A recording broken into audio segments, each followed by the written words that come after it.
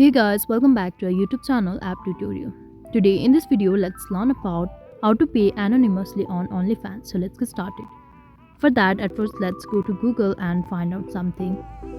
So here we can see there is actually a way to pay for OnlyFans anonymously. It says that the Gates by virtual debit card is required for that. So make sure you have it.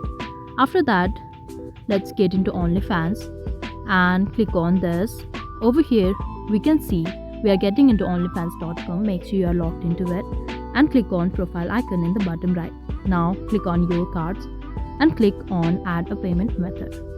Now you need to simply enter the details of the required card, and once you are done, simply click on submit and you will finally be able to share or make the payment without being known. So that was all. I hope you liked the video. Please do like and subscribe. Thanks for watching.